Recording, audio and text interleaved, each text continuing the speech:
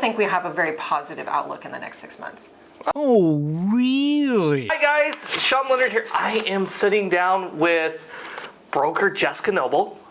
I do have to say, she is my broker, so I gotta be nice on this interview. You don't have to be too nice, but okay. All right, well, first off, Jessica, thank you for sitting down and talking with me. Absolutely. So, tell me a little bit about yourself. All right, so I'm almost 27 years in the industry. I started way back in 1996 in escrow.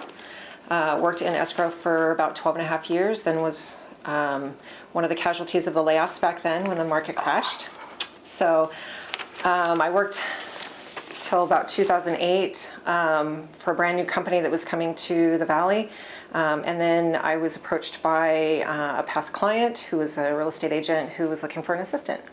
So he put me through real estate school, and that started my journey on this side of things. Ah. Yeah, so then I became a full-blown, full-time agent in 2010, and then got my broker's license in 2016, and here we are today. And then I opened, of course, Canyon Sky Realty in 2020. Ooh. Yeah, so. Perfect time to get your own? Yeah, right before the pandemic, but it actually ended up being a great year. And then in late 2021, you guys came on board. I know. So awesome. It's very exciting for me. Kind of that next level, right? Absolutely. So the biggest question everybody always gonna ask, what do you see with the market? So, gosh, I wish we all had a crystal ball, because then we would be able to say to our clients, here's what to expect. But with what's going on now, there's no way to figure out what to expect. We're still seeing values. We came down a little bit. We're starting to see some areas level out a lot right now, and then others are starting to get that slow climb back up again. So I think Arizona is pretty at this point immune to a lot of the big dips. Just because we have so much industry coming to the Valley. Yeah. And then we also have just a huge demand already, and we still have low inventory. So we're not seeing, obviously, the fights or the 20 offers anymore, but we are starting to see properties that are priced appropriately and that are in really good condition. They're still going pretty quickly. So I think our market is pretty positive in that direction. But, obviously buyers have kind of stepped back a little bit with these rising interest rates. So yeah, we just got to, I think they're starting to feel a little bit more comfortable with them. But obviously there's some of the brand new buyers that are still kind of kept out of the market at this point. Huh. Well, what's funny is I saw this week I put in an offer. We were one of 7. Exactly. I mean, we're starting to see that, and I'm seeing the other people talking about it. Where do you, and again, I know it's a guess, what do you see for the next, let's say, 6 months in the market? What do you feel like it's going? 6 months, we're approaching summertime here in Arizona, which in my history, we don't see a huge slowdown during summer, just because a lot of our schools are still on that, 9 month, and they take the 3 months off during summer. So that's where a lot of clients tend to like to move during the summer, so it's in between school years. So I still think we'll still see a pretty steady market through summer. And quite honestly, if these interest rates can drop even just a little bit, I think we'll see, maybe some small spikes during that time frame too, if we can see, inflation go down, and then of course interest rates drop along with it. So okay, yeah, I still think we have a very positive outlook in the next 6 months. Oh, okay, yeah. Perfect. So positive for the next 6 months. Good. Yeah. Awesome. Yep. So kind of going into, you're a broker. I know you said you just became your own broker in 2020. Yep. Talk a little bit about that and that experience.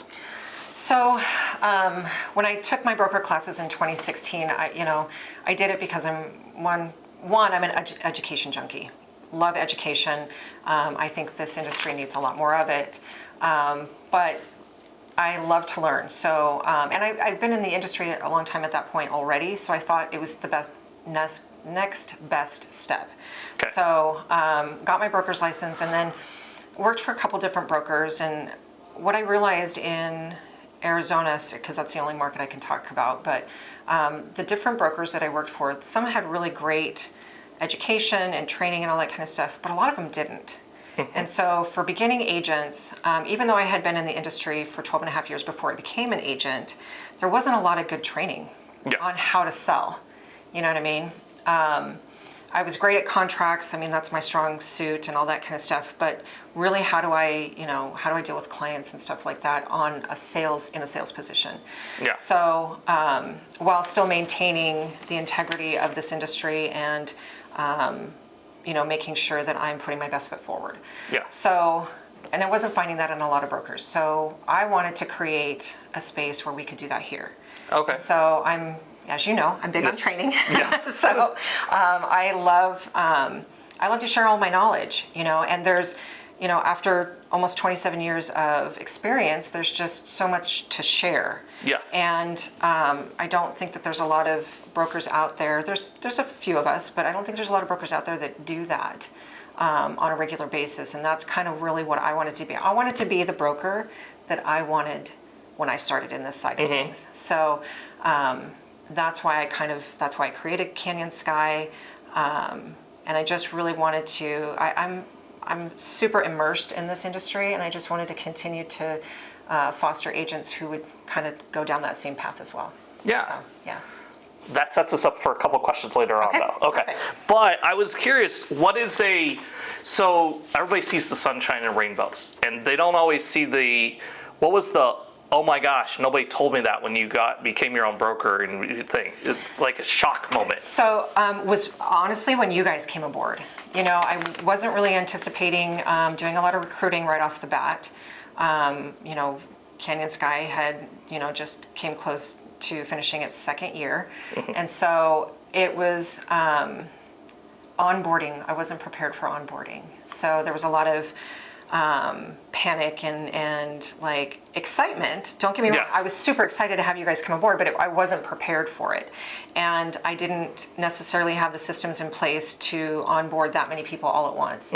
So that was kind of overwhelming. But luckily I'm friends with, and I have some mastermind groups that I work with that are all broker owners, and it was really nice to be able to go to them and be like, okay. Plus, I work really well with my association, and I'm friends with some of the people at the association. So when I missed things, they came to me and said, hey, Jessica, just don't forget to do this. And it was like, oh my gosh, thank you so much. It was such a blessing to have those kind of people, watching my back. So, but that was it. It was just, and of course, the test sometimes on my knowledge. You know what I mean? This industry is continually changing. Our team doesn't test your knowledge at all. Right. But just new scenarios. I mean, I've been through hundreds of different scenarios in my past, but like I said, things change, and you try different things, and agents try different things, and it was just, some of that has been really eye-opening and good education for me too, because then my biggest thing is, we always say be the source of the source, but, building that, closet of resources has really been my big thing too, in my business, my personal business. So being able to share some of that too has been kind of good to alleviate some of that. Well, you go from 1 to 10. Now you've got 10 people who just have some random situation come up, and you're like, what's, right. How do I handle with that? What do we do with that? Yeah, exactly. Yeah. Exactly. So what are some pros and maybe cons that you've kind of run into as being your own broker? We'll start with the cons because there's not very many of them. I mean, time. It takes a lot of time. And just like when you have clients, sometimes you get those late night phone calls. So, and when I'm on vacation, you're never really off as a broker. So time, and because I'm still a producing broker too. So being able to manage my clients with my agents and still do training and all that kind of stuff. So time management has really been kind of tough in the beginning. I'm getting better at it, but it's constantly evolving. So that's kind of a con, is just the time that it takes.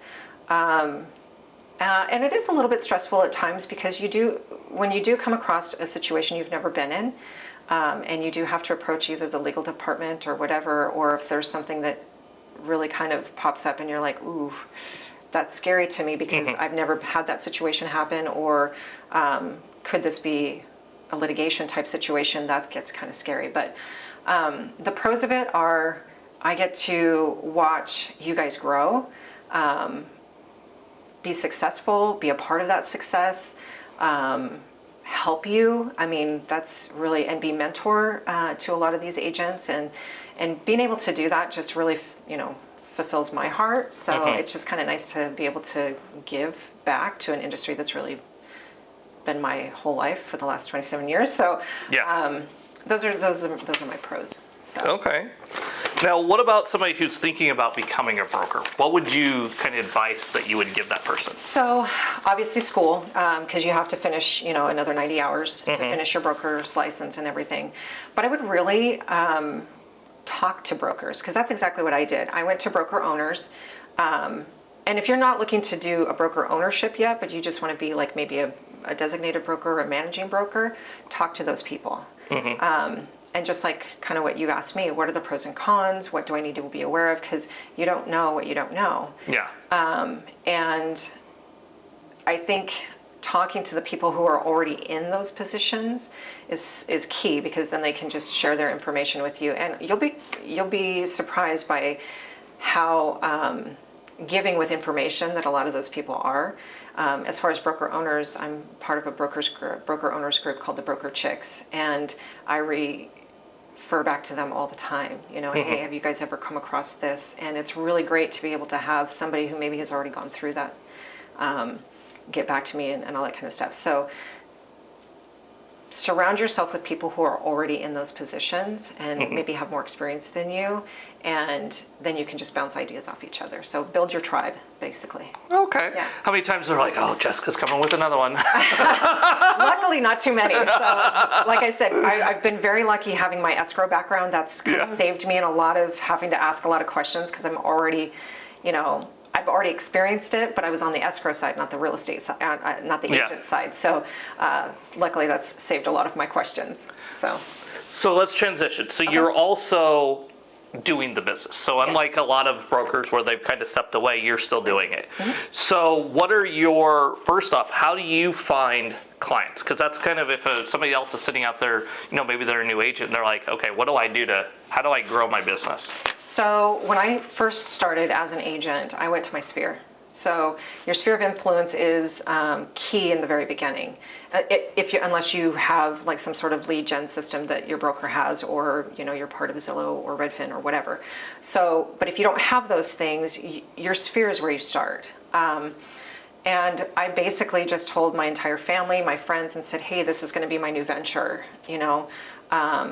And luckily, some of them were, gracious enough to, even in my infancy as an agent, use me to buy or sell a home, and it just kind of grew from there. So as people saw that I was, valuable in this industry, and plus any additional referrals from those folks, that's how I built my business. And so now I'm about 95% referral in my business. But your already existing friends, family,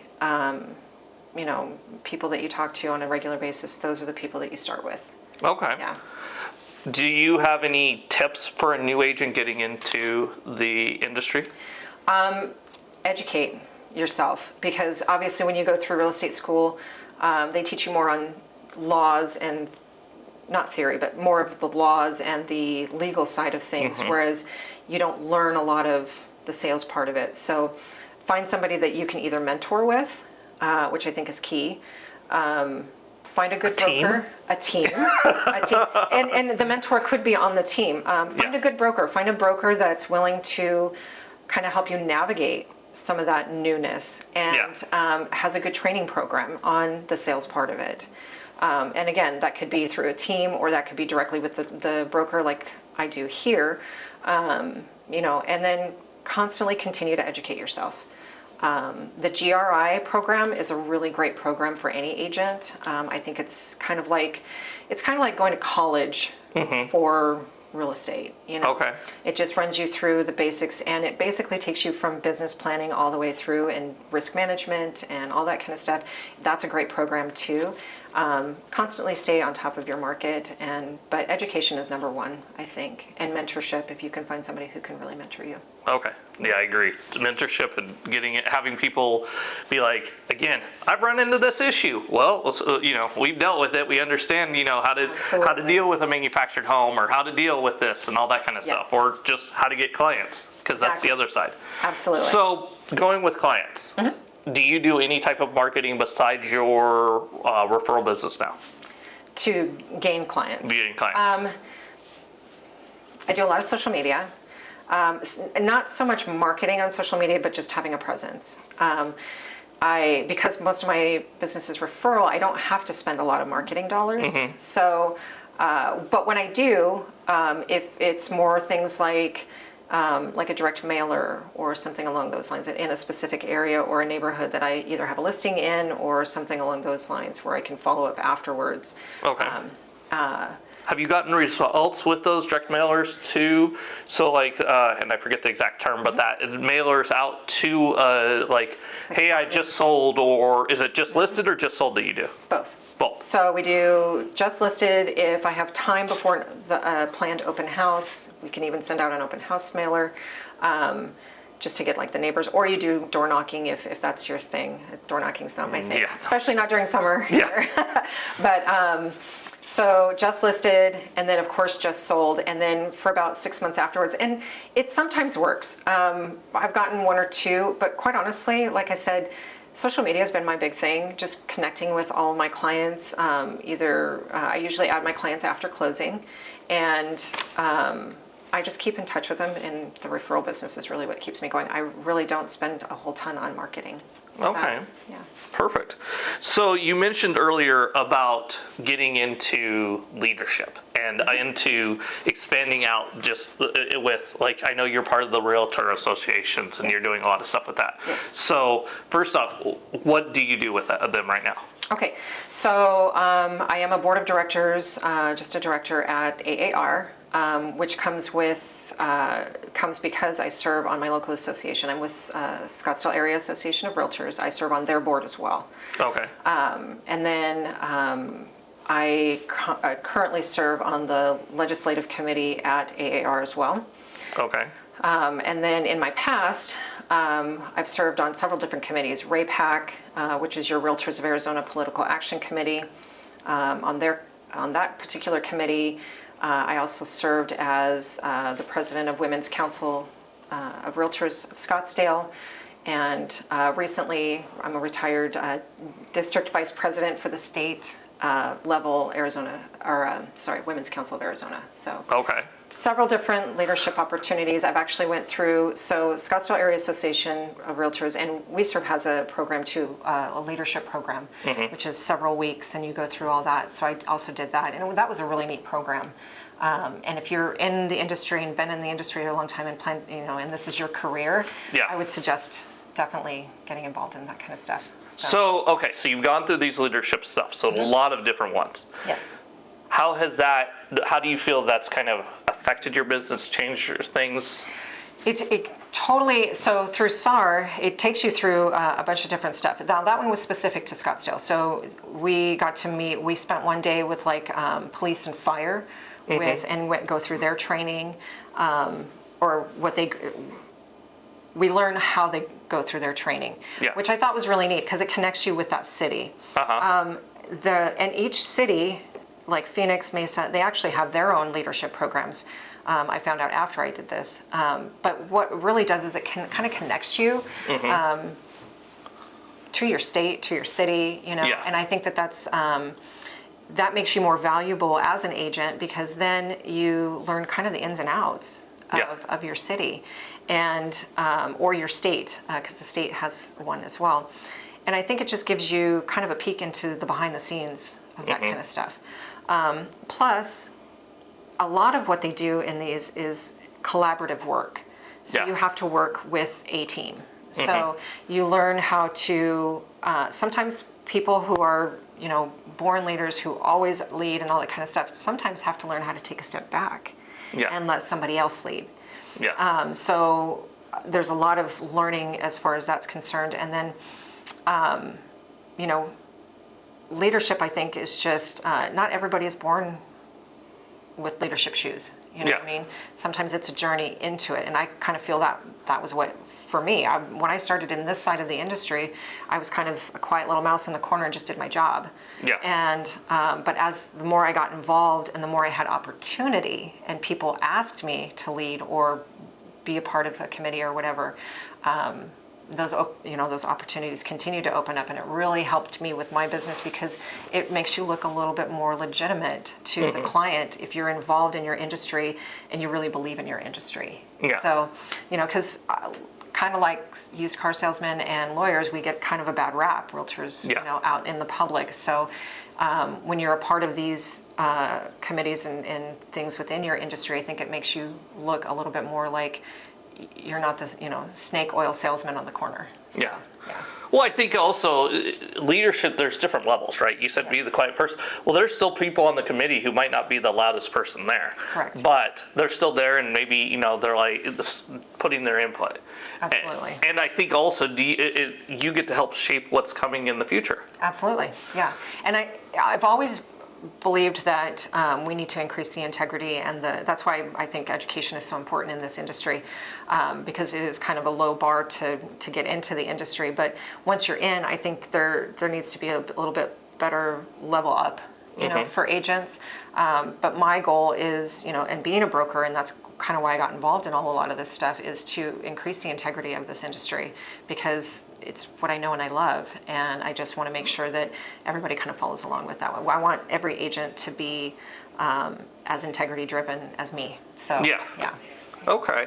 So now that you're involved in all these leadership things, and maybe some stuff you can't talk about, what do you see that they're trying to guide the industry for the next 5 to 10 years? Because now they're not really as much macro tomorrow or 6 months from now. Right. They're talking, the conversations they're having is where do we want the market and the industry to look like 5, 10 years down the road? So their number one goal at AAR, NAR, any association is homeownership rights. You should have the right to do with your house what you want. You know what I mean? So obviously one of the big things, like for Scottsdale particularly, is short-term rentals and things like that.